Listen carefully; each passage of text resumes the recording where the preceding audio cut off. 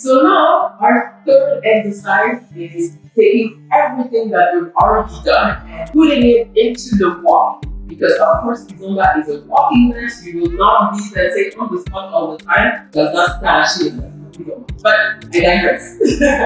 So you have to remember everything that we've done from the start. So make sure that you establish that connection. So that connection that we talked about the hands, you want to make sure that you pay attention to what information is being given to you. You want to make sure that your arms are not loose. You want to block your elbow and block your shoulder articulation so that when you feel that movement that is coming in, you're not just moving your arm like that. You're actually engaging your core and moving your entire body, okay? So that's very, very important. Again, remember what I said about engaging the core. You're not doing abs, you're just making sure that you're holding in a little bit, either your belly or if you need to go to the washroom, you're holding it with the right?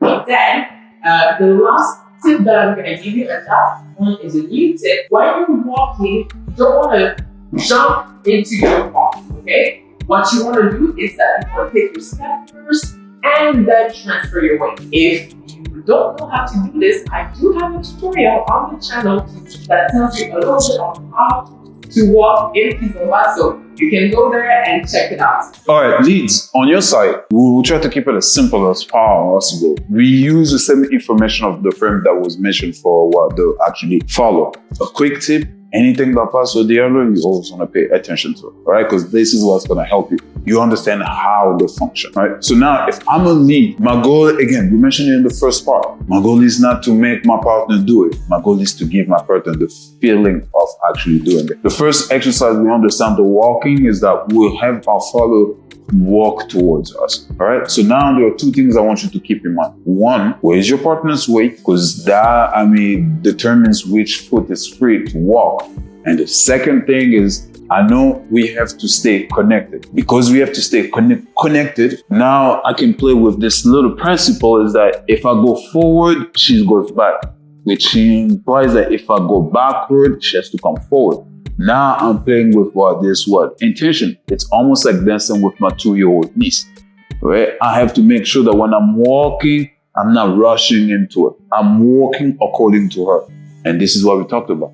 Lead/follow. I'm waiting for a reaction when she's ready, and then we can go with it. All right, so this is now the final tip for both of us. How do we practice it? If you lead or actually follow. And by the way, every exercise that we are giving right now is going to be it's going to be fun if you guys can switch role. One is leading, one is following, so you understand the mindset of the other person. But how exactly do we practice it? The first, step, you always want to start with the previous exercise, shifting your partner's weight. So you have an idea of where your partner's weight is.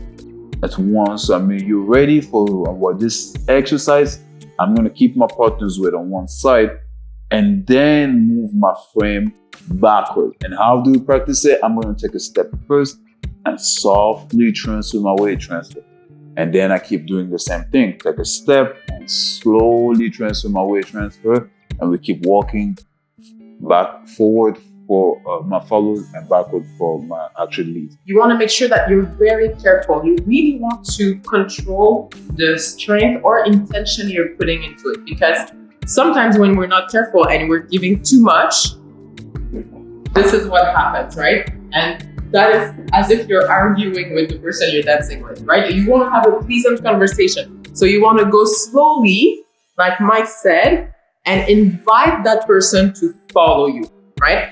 If you feel the person is not following you, don't keep walking like Mike just did. Don't keep walking, but ensure that you wait for them to be able to go back to you. So, like that. Right? So when you're walking forward as a lead, it's a little bit easier because you're walking into your partner. But then when you're walking back, the follow needs to be a little bit more active in maintaining that connection. And so if you feel that they're not coming with you, you want to make sure you adapt to them. So part 2 of this exercise is the lead walking forward and then the follow walking back. So everything that we said thighs, deep. You want to make sure that you're not pushing in with your chest. You're keeping your arms, your elbows in front of you so that whatever intention you have in your body is transmitted all the way through your arm to your follow. Okay?